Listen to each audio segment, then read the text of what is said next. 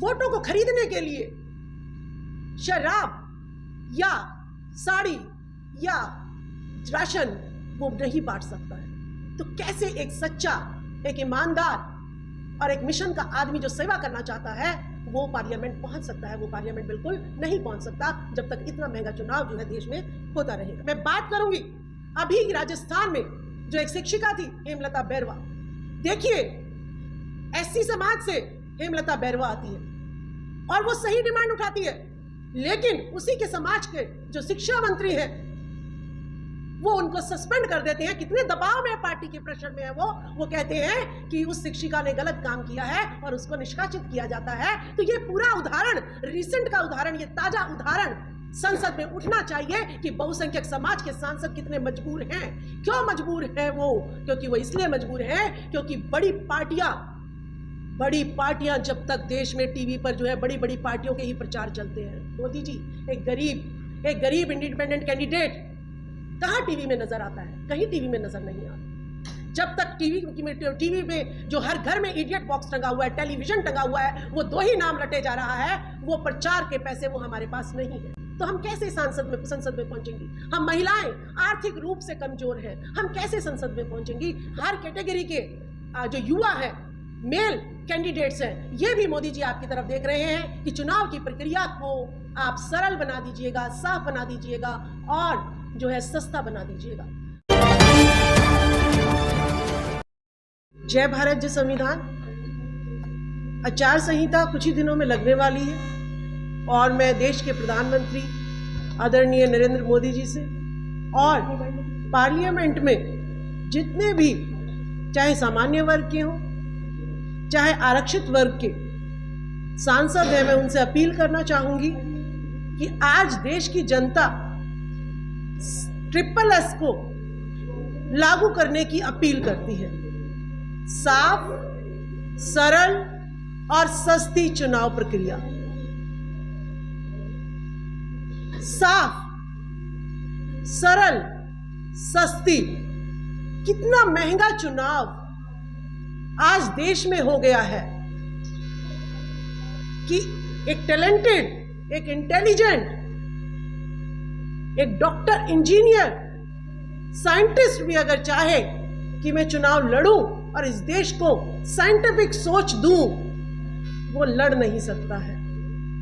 तो मैं अपील करूंगी आदरणीय नरेंद्र मोदी जी से कि चुनाव आयोग साफ चुनाव कराए, फ्री, फेयर, ट्रांसपेरेंट चुनाव कराए। बहुसंख्यक समाज की अगर मैं बात करूं तो वो आर्थिक रूप से कमजोर है। शासन प्रशासन में उनकी भागीदारी, प्राइवेट कंपनीज में उनकी भागीदारी नगण्य है। अगर बड़ी पार्टियां आरक्षित सीटों पर MP का चुनाव कराती हैं तो वो उसकी आर्थिक रूप से मदद करती हैं। वो बहुसंख्यक समाज का जो नेता है, जो सांसद है, वो उस कर्जे को उतारने के लिए मजबूर हो जाता है और अपनी पार्टी के नेताओं के आकाओं की जो गलत नीतियां है उसका विरोध नहीं कर पाता है। जैसा कि देखने में आया कि जब EWS 1 से 2% जो सामान्य वर्ग के EWS के लोग हैं उनका 10% रिजर्वेशन का बिल संसद में पारित होता है और बहुसंख्यक समाज के जो सांसद हैं उसको अपोज नहीं करते हैं। वो कहते हैं कि हाँ, कि ये उनकी आर्थिक स्थिति को सुधारने का जो बिल है, हम उसका जो है तहे दिल से जो है हम उसको कबूल करते हैं, उसको अपनाते हैं। लेकिन यही बहुसंख्यक समाज के सांसद जब बहुसंख्यकों की हिस्सेदारी की बात आती है तब वो बोल नहीं पाते हैं, तब वो अपने आप को कहीं महसूस करते हैं कि हम उस कर्जे के, चुनाव का जो कर्जा है उसके नीचे तले हुए, दबे हुए हैं। अगर हमने अपने हितों की बात कही, अपने समाज के लोगों की बात कही तो वो कर्जा जो है मुझे जो है सताएगा, मुझे पार्टी से निष्कासित कर दिया जाएगा, मुझ पे ED CBI का जो है दबदबा रहेगा, जिस वजह से बहुसंख्यक समाज के जो नेता हैं अपने समाज की हिस्सेदारी, हकदारी की बात नहीं रख पाते हैं। मैं अपील करूंगी कि आप 60% SEBC, socially economically backward class, इसका जो रिजर्वेशन है, जो इसकी हिस्सेदारी है, जो इसका प्रतिनिधित्व है पार्लियामेंट में, वो 60% होना चाहिए। लेकिन है कितना उसका परसेंटेज? उसका परसेंटेज जो है 15 से 20% ही है। लेकिन अगर मैं बात करूं सामान्य कैटेगरी की, तो उसका जो प्रतिनिधित्व है वो संसद में 60 से 70% है।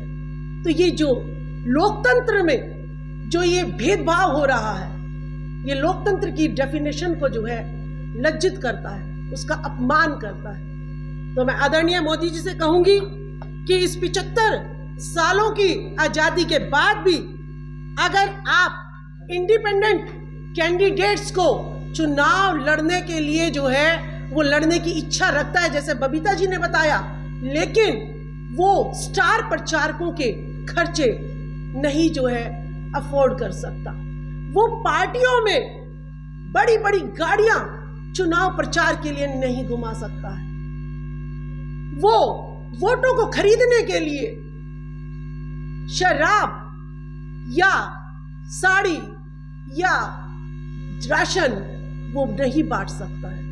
तो कैसे एक सच्चा, एक ईमानदार और एक मिशन का आदमी जो सेवा करना चाहता है वो पार्लियामेंट पहुंच सकता है? वो पार्लियामेंट बिल्कुल नहीं पहुंच सकता जब तक इतना महंगा चुनाव जो है देश में होता रहेगा। मैं बात करूंगी अभी राजस्थान में जो एक शिक्षिका थी हेमलता बैरवा। देखिए, एससी समाज से हेमलता बैरवा आती है और वो सही डिमांड उठाती है, लेकिन उसी के समाज के जो शिक्षा मंत्री हैं वो उनको सस्पेंड कर देते हैं। कितने दबाव में, पार्टी के प्रेशर में है वो कहते हैं कि उस शिक्षिका ने गलत काम किया है और उसको निष्कासित किया जाता है। तो ये पूरा उदाहरण, रिसेंट का उदाहरण, ये ताजा उदाहरण संसद में उठना चाहिए कि बहुसंख्यक समाज के सांसद कितने मजबूर हैं। क्यों मजबूर हैं वो? क्योंकि वो इसलिए मजबूर हैं क्योंकि बड़ी पार्टियां जब तक देश में टीवी पर जो है बड़ी बड़ी पार्टियों के ही प्रचार चलते हैं। मोदी जी, एक गरीब इंडिपेंडेंट कैंडिडेट कहां टीवी में नजर आता है? कहीं टीवी में नजर नहीं आता।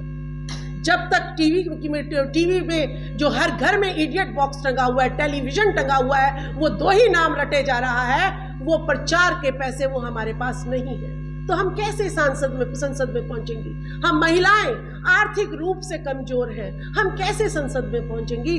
तो मैं अपील करूंगी, कम शब्दों में अपील करूंगी कि बहुसंख्यक समाज से कि 2024 में महिलाएं आप लोगों की तरफ देख रही हैं, जो टैलेंटेड हर कैटेगरी के जो युवा हैं, मेल कैंडिडेट्स हैं, ये भी मोदी जी आपकी तरफ देख रहे हैं कि चुनाव की प्रक्रिया को आप सरल बना दीजिएगा, साफ बना दीजिएगा और जो है सस्ता बना दीजिएगा।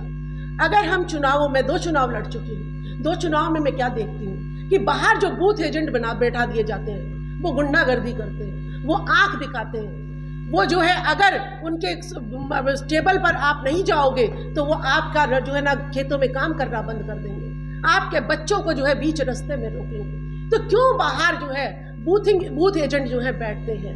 तो इस तरीके के जो गुंडागर्दी है ये जब तक चलेगी इस देश में, तब तक यहाँ पर बृजभूषण शरण जैसे सांसद जो हैं आते रहेंगे और महिलाओं की इज्जत यूं ही रुस्वा होती चली जाएगी। तो मेरी अपील है कि चुनाव प्रक्रिया में 2024 से पहले सुधार हो जाना चाहिए, नहीं तो ये देश लोकतांत्रिक देश नहीं रहेगा। बहुत बहुत धन्यवाद।